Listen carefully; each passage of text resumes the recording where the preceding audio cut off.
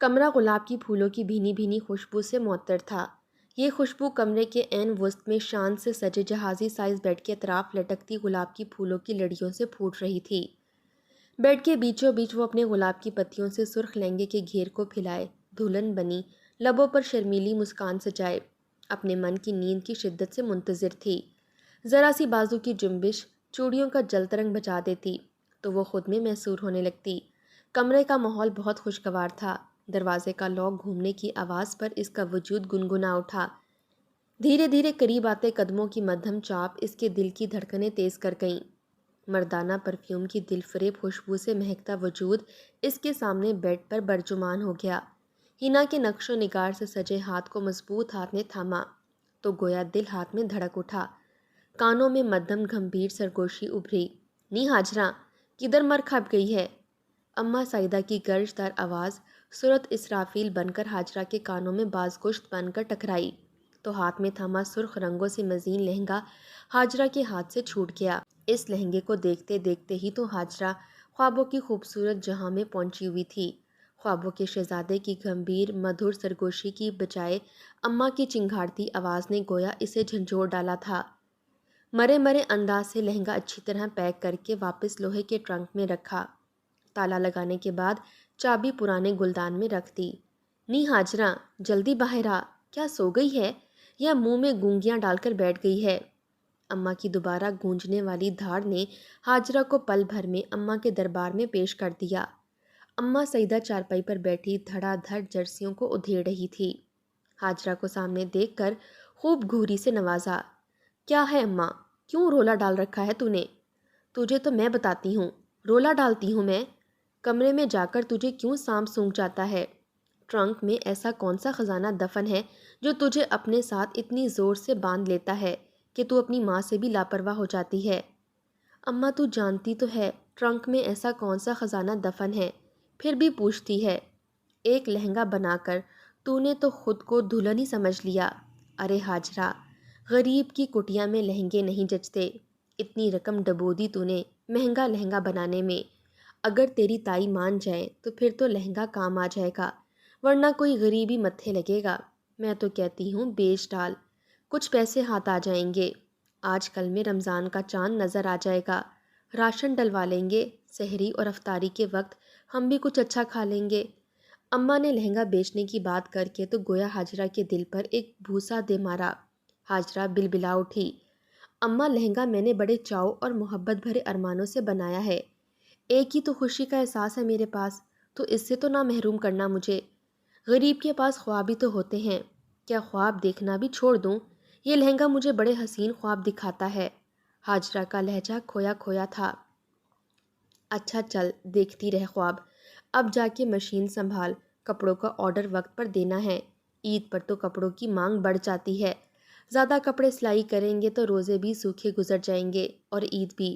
ہمت کریں گے تو آسانی ہوگی، 4 پیسے ملیں گے تو سکون ہوگا۔ 100 ضرورتیں منہ کھولے بیٹھی ہیں، تیری شکل بھی چوزے جیسی نکل آئی ہے۔ روزوں میں روزے کی حالت میں کام کرنا پڑے گا پھر۔ اماں کا لہجہ مسلسل بولتے بولتے گولو گیر ہو گیا تھا۔ اماں، تو دل چھوٹا نہ کر، اللہ کا لاکھ لاکھ شکر ہے ہمارے پاس سر چھپانے کو چھت تو ہے نا، ہاتھ پاؤں سلامت ہیں، محنت کر کے روزی کماتے ہیں اور عزت سے کھاتے ہیں، دوسروں کے آگے ہاتھ پھیلانے کی بجائے مجبور کی مدد بھی کر دیتے ہیں۔ اللہ کا اس سے بڑا کرم اور کیا ہوگا، وہ ہمارے دن مزید پھیر دے گا۔ ہاجرہ کے لہجے میں یقین اور توکل کی دولت کی بھرمار تھی۔ نہیں ہاجرہ، تو بڑی سیانی ہو گئی ہے۔ اماں کو بیٹی پر ٹوٹ کر پیار آیا۔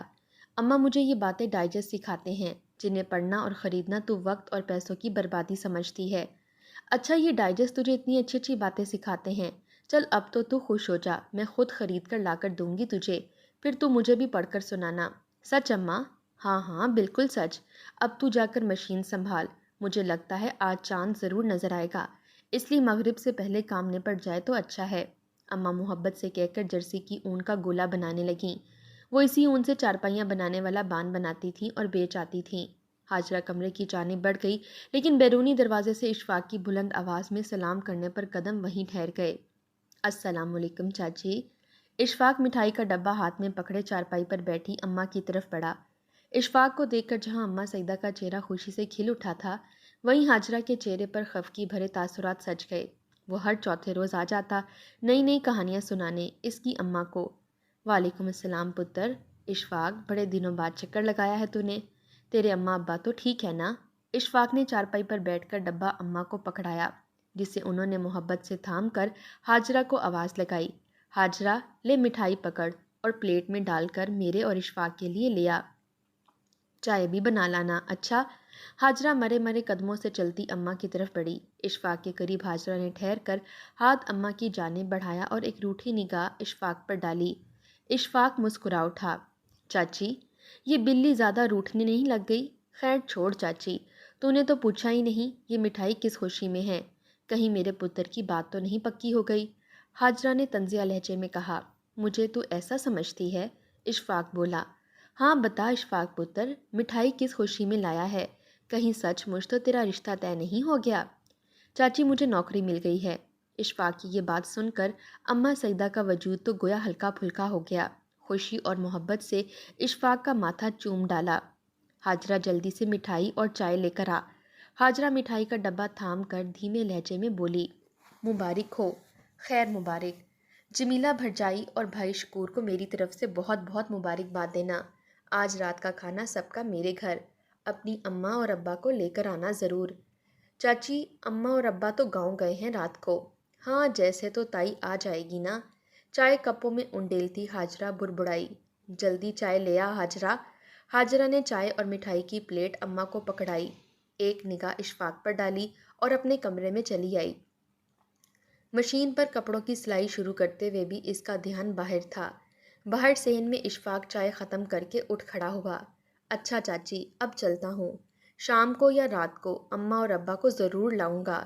چل ٹھیک ہے پتر۔ شکور اور غفور دو ہی بھائی تھے، ایک ہی محلے میں الگ الگ گلیوں میں رہائش پذیر دونوں بھائیوں کی بازار میں پرچون کی دکان تھی۔ دکان دونوں کی خوب چلتی تھی۔ شکور کا ایک ہی بیٹا تھا، بیٹی تھی نہیں۔ شکور کی بیوی جمیلہ کو بیٹے کی ماں ہونے کا بڑا غرور تھا۔ بیٹا بھی قابل پڑھا لکھا شوقین، جمیلہ کا غرور تو اونچا ہو گیا۔ غفور اور سعیدہ کی ایک ہی بیٹی حاجرہ تھی۔ بیٹا نہ ہونے کا دکھ کبھی کبھی جاگتا تھا، لیکن دونوں میاں بیوی رب کی رضا میں راضی رہتے۔ حاجرہ مڈل میں تھی جب غفور کا ایکسیڈنٹ میں انتقال ہو گیا۔ شکور نے بھائی کی دکان میں رکھا سامان خرید کر رقم سعیدہ کے حوالے کر دی۔ مکان ذاتی تھا، کرائے کا جھنجٹ نہ تھا۔ ایک سال اسی رقم سے کھینچ تان کر گزارا کیا۔ حاجرہ کی 8ویں کے امتحان دیتے ہی سعیدہ نے اسے سلائی کڑھائی، نقشی دبکی اور نگوں کو ٹانکنے کا کام سکھانے اسکول میں ڈال دیا۔ خود لنڈے سے جرسیاں خرید کر ادھیڑ کر بال بنا کر بیچنے لگی۔ زندگی کی گاڑی رینگنے لگی۔ سعیدہ کی خودداری نے کبھی اجازت نہ دی کہ وہ جیٹ اور جٹھانی سے کسی قسم کی مدد لے۔ سال بعد ہی حاجرہ سارے کاموں میں ایکسپرٹ ہو گئی۔ گزارا آسانی سے ہونے لگا۔ سعیدہ فیکٹری سے کپڑوں کی سلائی کا آرڈر لیتی، حاجرہ سلائی کر دیتی۔ انہی دنوں حاجرہ کے ہاتھ اخبار کا ایک صفحہ لگا جس پر فیشن شو میں ماڈلوں کی تصویریں تھیں۔ حاجرہ جدید ڈیزائن کے دیرہ زیب لہنگے دیکھ کر بہت ہی خوش ہو گئی۔ ایک لہنگے پر تو حاجرہ کا دل بری طرح سے آ گیا۔ حاجرہ نے صفحہ سنبھال کر رکھ لیا، منت ترلا کر کے اماں سے بالآخر لہنگا بنانے کی اجازت لے لی۔ 2 سال پیسوں کی بچت کر کے اتنی رقم کٹھی کرنے میں کامیاب ہو گئی کہ وہ لہنگا بنانے کے لیے مطلوبہ سامان خرید سکے۔ باقی کام تو اس نے خود ہی کرنا تھا۔ اس کی انتھک محنت سے جو لہنگا تیار ہوا، اس کو دیکھ کر حاجرہ تو کیا، اماں سعیدہ کی نگاہیں بھی خیراں ہو گئیں۔ آپ دیدہ ہو کر بیٹی کے بلند نصیب کی دعا مانگی۔ دوسری طرف اشفاق بھی پڑھ لکھ گیا۔ جمیلہ کی گردن کا سریا مزید اکڑتا گیا۔ اماں سعیدہ کی دلی آرزو تھی کہ شکور بھائی یعنی جیٹھ حاجرہ کا رشتہ اشفاق کے لیے مانگ لیں۔ حاجرہ کے بھی خوابوں کا شہزادہ اشفاق ہی تھا، لیکن تائی جمیلہ کے تیور اس کے دل کو اس کی اوقات باور کراتے رہتے تھے۔ حاجرہ کو اپنی عزت اور خودداری بے حد عزیز تھی، اس لیے اس نے ہمیشہ اشفاق سے لیے دیے انداز میں بات کی۔ اماں سعیدہ کی خواہش کے باوجود حاجرہ کا رشتہ تو اشفاق سے طے نہ ہوا، لیکن حاجرہ کا جب بھی دل چاہتا حفاظت سے رکھے لہنگے کو نکال کر دیکھنے لگتی اور خوابوں کے جہان میں پہنچ جاتی۔ پھر اماں سے کبھی کبھار خوب ڈانٹ پڑتی، لیکن حاجرہ ہر تیسرے روز ٹرنک کھول کر بیٹھ جاتی۔ تائی جمیلہ کو تو حاجرہ زہر لگتی تھی۔ سانولی رنگت والی حاجرہ میں اسے کوئی کشش محسوس نہ ہوتی تھی۔ वो दोनों माँ बेटी को गरीब गुरबा समझ कर मुँह ना लगाती थी। अब इशफाक नौकरी पर लग गया था। दोनों माँ बेटी के दिल में खदशा था, अब जमीला शायद इनके गरीब खाने पर आना पसंद ना करे। फिर भी सईदा ने खाने की दावत दे डाली थी। असर के बाद चूल्हे के पास आ बैठी। इसका इरादा चिकन पुलाव और भिंडी गोश्त पकाने का था। हाजरा ने दिल लगाकर खाना तैयार किया। शाम से कुछ वक्त पहले खाना बिल्कुल तैयार था। रोटियां मेहमानों की आमद पर हाजरा ने पकानी थी। गर्मी और हबस ने हाजरा को निढाल कर दिया था। हाजरा नहाने के लिए गुस्ल खाने में घुस गई। अम्मा सईदा की निगाहें दरवाजे पर गोया कील बनकर गड़ गई थीं। हाजरा नहा धोकर साफ सुथरे कपड़े पहनकर तैयार हो गई। हाजरा छत पर चली गई। इसे रमज़ान का चांद देखना था। आसमान को बगौर देखते इसे पतली सी कमान नजर आ गई। इसका दिल झूम उठा। झट हाथ रब की बारगाह में उठ गए। जब मानूस कदमों की चाप करीबी उभरी, सरगोशी कानों को गरमा गई। क्या मांगा है तुमने रब से? अपने रब से मैंने इसकी रज़ा मांगी है। इसकी ये बात सुनकर इशफाक मुस्कुरा उठा। वो सीढ़ी से उतरी तो निगाह सीधी ताई जमीला पर पड़ी, जो कड़े तेवरों से हाजरा को घूर रही थी। इशफाक का छत पर जाना जमीला को तो बहुत बुरा लगा। जानती थी कि बेटा हाजरा से शादी का ख्वाहिशमंद है, लेकिन वो इस काली कलोटी गरीब घर की लड़की को क्यों मुंह लगाती। हाजरा ने ताई के तेवर नज़रअंदाज करके अदब से ताया ताई को सलाम किया। ताया शकूर ने मोहब्बत से सर पर हाथ फेरा, जबकि ताई ने रुख ही फेर लिया। सईदा के दिल पर तो जैसे घोंसे पड़े थे। हाजरा ने झटपट ताज़ा रोटियां पकाकर दस्तरख्वान सजा दिया। इशफाक भी छत से नीचे आ चुका था। सबके बैठते ही हाजरा भी माँ के इशारे पर मिठाई प्लेट में डाले चली आई। अम्मा सईदा तो अजलों की सादा थीं। इशफाक की मिठाई लाने का बता दिया। ताई जमीला तो गोया जलते तवे पर जा बैठी। हाजरा अम्मा के साथ बैठकर प्लेटों में सालन और चावल डालकर ताया और ताई के सामने रखने लगी। इशफाक को मुकम्मल नज़रअंदाज किया। हाजरा के खाना पेश करने पर ताई जमीला बारूद बनकर भड़क उठी। ज़्यादा आग तो मिठाई की लगी थी असल में। इशफाक ने इन माँ बेटी को नौकरी लगने का बताया तो बताया क्यों। ताई ने तो हाजरा और अम्मा सईदा पर गोया चलते हुए अंगारे फेंके। बंद करो ये चोंचले। तुम माँ बेटी इशफाक को मुट्ठी में करने की गुण सीखे बैठी हो। दोनों माँ बेटी की सब करतूत मैं जानती हूँ। बिना शौहर और बेटे का लिहाज किए ताई जमीला ने दोनों माँ बेटी का दिल उधेड़ कर रख दिया। ताया शकूर बीवी की बदजबानी पर आग बगोला हो उठे। गरज कर बोले, जबान संभाल कर बात कर जमीला। मेरी भाभी और भतीजी के बारे में बात करते वक्त सोचा कर। ज़्यादा ही मुंह खुल गया है तेरा। हाजरा मुझे भी इशफाक के लिए पसंद है। तू कौन होती है इतराज़ करने वाली?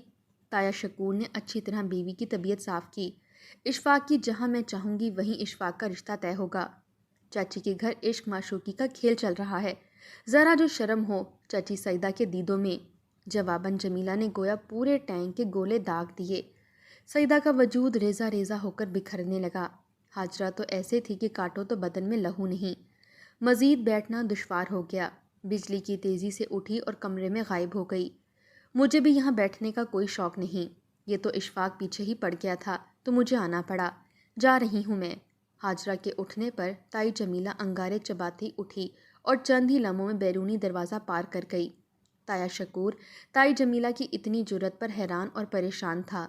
ज़रा जो अपने मजाजी खुदा की मौजूदगी का लिहाज हो। दस्तरख्वान पर सजा खाना अलग अपनी बेकदरी पर नाला था। चाची सईदा तो सर गम से पकड़े बैठी थी। शकूर ने अपनी भाभी के सर पर हाथ रखकर गोया ढारस दी और बिना कुछ कहे घर की दहलीज पार कर ली। जमीला की तो घर जाकर खबर लेनी थी। इशफाक दुखी दिल लिए उठा और कमरे में चला गया, जहां हाजरा पलंग पर बामुश्किल सिसकियां दबाती बैठी थी। अम्मा ने जो कुछ कहा, मुझे इसका बहुत ज़्यादा दुख है। हाजरा के वजूद में जुम्बिश तक ना हुई। इशफाक हाजरा की निगाहों के सामने जमकर खड़ा हो गया। हाजरा बोली, मैं मिडल पास तो मैं एमए पास, मेरा तुम्हारा क्या जोड़। बेहतर यही है अपनी अम्मा की बात मान लो। मुझे मोहब्बत से ज़्यादा इज़्ज़त की चाह है। वो तुम्हारी अम्मा के पास मेरे लिए नहीं है। ख़ुद को और मुझे मुश्किल में ना डालो। इशफाक ने हाजरा का तलखी में डूबा लफ्ज़ अपने कानों में उतारा। मोहब्बत भी दूंगा और इज़्ज़त भी, ये मेरा तुमसे वादा है। लहजा मजबूत और अटल था। देखते हैं। हाजरा ने बेनियाजी से कंधे उचकाए। आसमान पर काली घटाएं छाई थीं। 19वां रोज़ा था। हाजरा और अम्मा सईदा सेहन में ही जाए नमाज बिछाकर नमाज ज़ोहर की अदायगी के बाद तिलावत कुरान पाक में मशगूल थीं। जब आध खुले बैरूनी दरवाजे से गुजर कर बतूल बीबी, जो मोहल्ले के दूसरे कोने पर रिहाइश पजीर थी, दोनों के करीब आईं। بطول بی بی کو دیکھ کر اماں سعیدہ نے تلاوت روک دی۔ بطول بی بی کے چہرے پر غم کی گہری پرچھائیاں تھیں، شاید اسی وجہ سے وہ سلام کرنا تک بھول گئی۔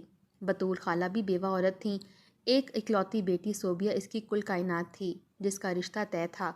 بطول بیٹی کا رشتہ طے ہونے پر اللہ کا شکر ادا کرتے نہ تھکتی تھی۔ اب نہ جانے کیا پریشانی تھی جو بطول خالہ کے چہرے سے جھلک رہی تھی۔ اماں سعیدہ قرآن پاک ہاجرہ کو الماری میں رکھنے کا کہہ کر خود جائے نماز سے اٹھ کھڑی ہوئی۔ کیا پریشانی ہے بطول، بتاؤ، اماں سعیدہ نے نرم لہجے میں پوچھا۔ بطول بی بی کی غم زدہ آنکھوں سے آنسو ٹوٹ ٹوٹ کر گرنے لگے۔ اماں سعیدہ کا دل آنسوؤں میں گویا ڈوب گیا۔ کچھ تو بولو بطول، میرا دل کیوں ہلا رہی ہو؟ اماں سعیدہ کا لہجہ کافی پریشان تھا۔ سعیدہ، صوبیہ کا بیاہ مانگتے ہیں لڑکے والے۔ میں نے کہا 2 سال ٹھہر جاؤ، لیکن بس ایک ہی رٹ ہے، عید کے بعد بیاہ رکھو۔ جہیز لینے سے تو انہوں نے انکار کر دیا ہے۔ مہربانی ان کی، لیکن بیاہ کے باقی خرچے کہاں سے پورے کروں؟ صوبیہ کو شادی کے دن کون سا جوڑا پہنا کر رخصت کروں گی؟ میرے ہاتھ میں تو ایک پیسہ نہیں، کچھ سمجھ نہیں آتا کیسے شادی ہوگی۔ سب گھروں سے ڈھکے چھپے امداد مانگی ہے، لیکن کسی نے مدد کی حامی نہیں بھری۔ سب سے مایوس ہو کر تیرے گھر آ گئی۔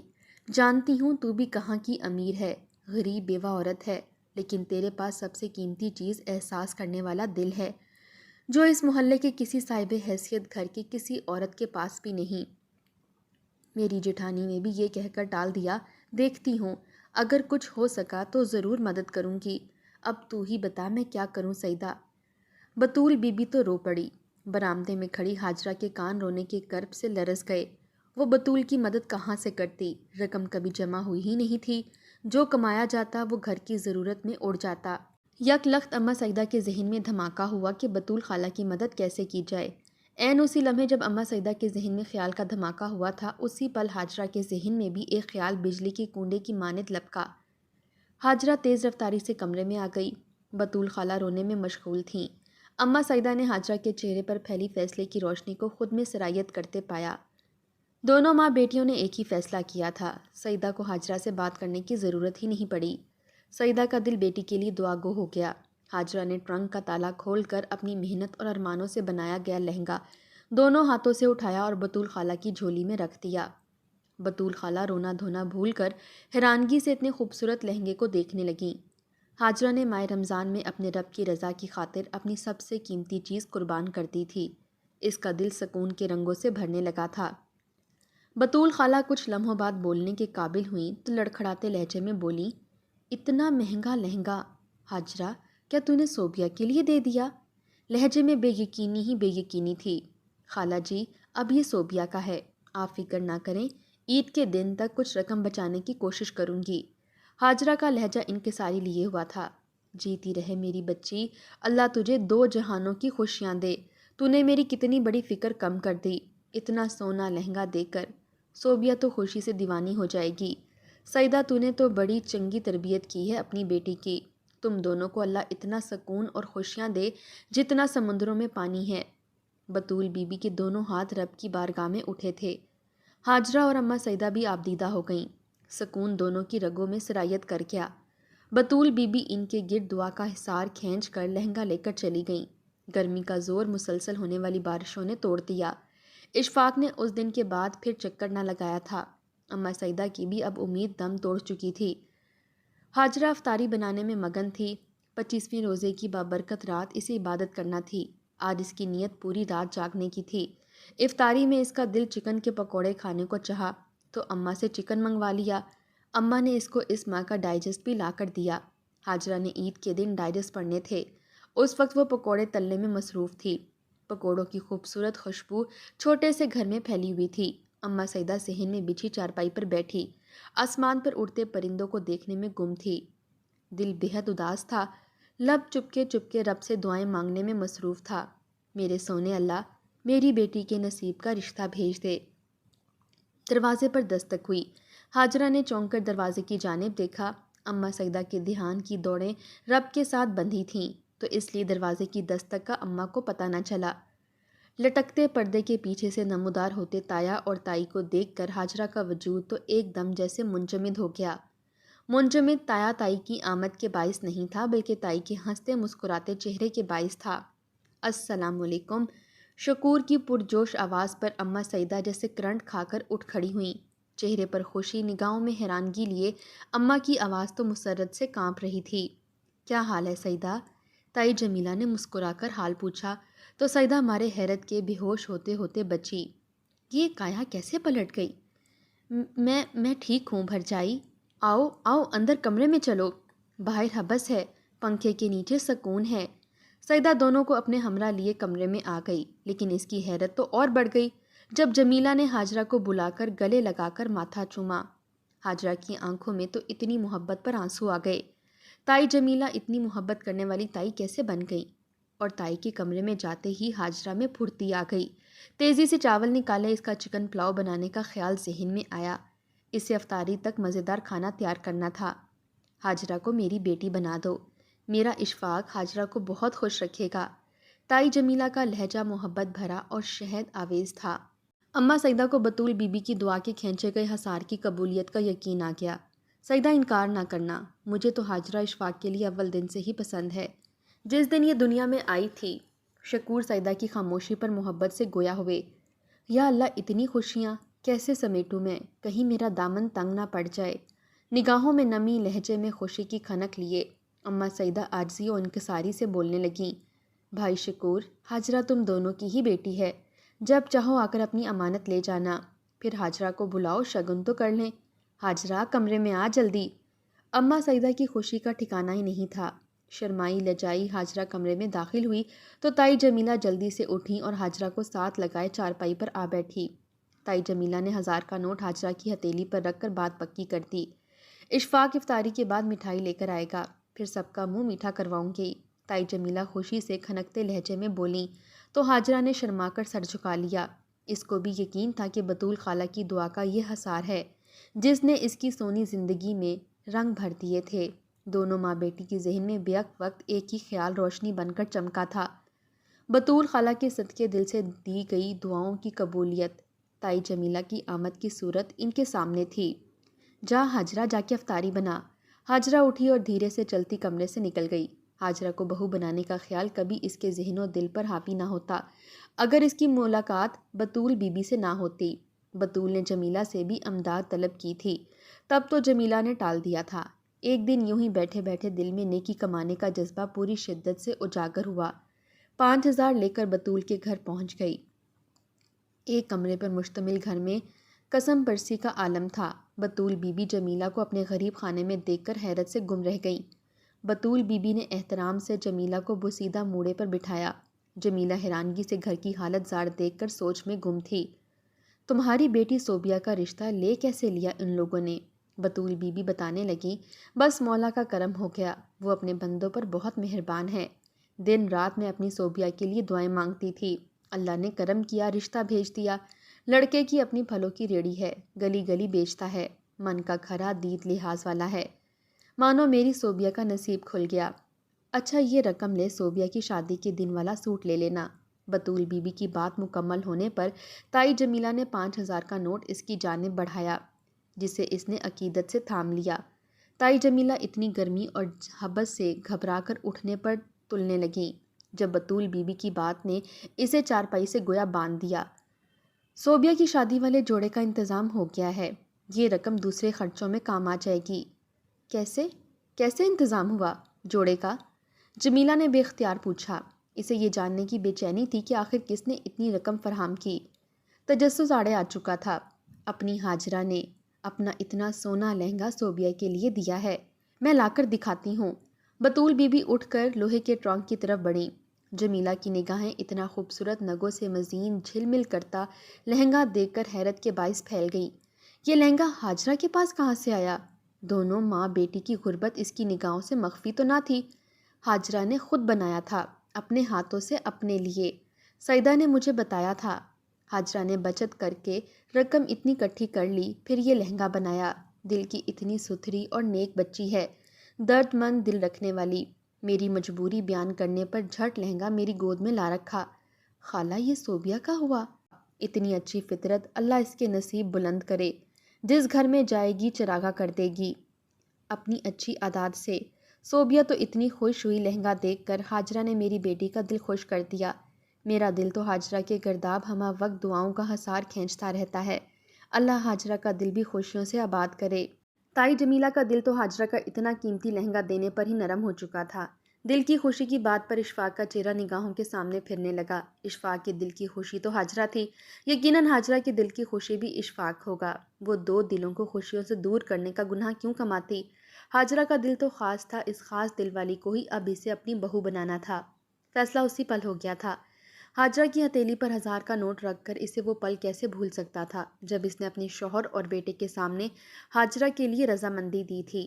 شکور نے محبت سے بیوی کو دیکھا تھا، اشفاق نے تو باقاعدہ خوشی سے بھنگڑا ڈالا۔ حاجہ کمرے سے جا چکی تھی۔ تائی جمیلہ نے بھی سوچوں کے حصار سے نکل کر اماں سعیدہ کی طرف دیکھا، جو جیٹ سے گفتگو کر رہی تھیں۔ مزید افطاری کرنے کے بعد نماز مغرب ادا کر کے سعیدہ اور جمیلہ کمرے میں چلی گئیں۔ شکور مسجد سے نہ لوٹے تھے۔ ہاجرہ نماز مغرب کی ادائیگی کے بعد برتن سمیٹ رہی تھی جب مانوس قدموں کی چاپ قریب سے ابھری۔ دل دھڑک اٹھا، یہ چوروں کی طرح دبے پاؤں کیوں آئے ہو؟ بھائی سنا ہے کسی کو ہمارا آنا ناگوار گزرتا ہے۔ ہاتھوں میں 5 کلو مٹھائی کی ٹوکری تھامے اشفاق کی گھمبیر سرگوشی نے ہاجرہ کی کھال پر گویا سرخ گلابوں کی پتیوں کو بکھیر دیا تھا۔ جاؤ اندر کمرے میں، ہاجرہ گڑبڑاس کر بولی۔ بعد میں بات کروں گا میں تجھ سے، پہلے اماں کی بات سنوں۔ پلیٹیں دو مجھے اور چائے بنا کر لے آنا اندر کمرے میں، تیرا تایا بس آتا ہی ہوگا۔ خوشی سے اماں سعیدہ بولیں۔ جب تک چائے تیار ہوئی تایا شکور بھی آ گئے۔ ہاجرہ نے چائے کپوں میں اونڈیل کر کپ ٹرے میں سجائے اور کمرے میں داخل ہوئی۔ لو میری بیٹی آ گئی، منہ میٹھا کراؤ جمیلہ، تایا شکور محبت سے بولے۔ تائی جمیلہ نے اپنے دونوں طرف ہاجرہ اور اشفاق کو بٹھا لیا، برفی کا ٹکڑا پکڑ کر اشفاق کو کھلایا اور پھر ہاجرہ کے منہ کی جانب بڑھایا۔ ہاجرہ نے منہ کھولتے ہی پل بھر کے لیے اشفاق کو دیکھا، لیکن اس کی نگاہوں میں مچلتی محبت اور احترام دیکھ کر نگاہیں جھکا لیں۔ رب نے ہاجرہ کی جھولی میں محبت کے ساتھ احترام اور عزت بھی ڈال دیا تھا۔ دعا کے حصار نے اس کے وجود کو اس شدت سے گھراؤ کیا تھا کہ وہ مالا مال ہو گئی تھی۔ اسے اس کے خوابوں کا شہزادہ مل چکا تھا۔ یہ نیکیاں اور دعائیں ہی ہوتی ہیں جو انسان کی زندگی میں خوشیاں ہی خوشیاں بکھیر دیتی ہیں۔ یہ نیکیاں اور دعائیں ہی ناممکن کاموں کو ممکن بنا دیتی ہیں۔ اسی لیے نیکیاں کرتے جائیں اور دعائیں لیتے جائیں۔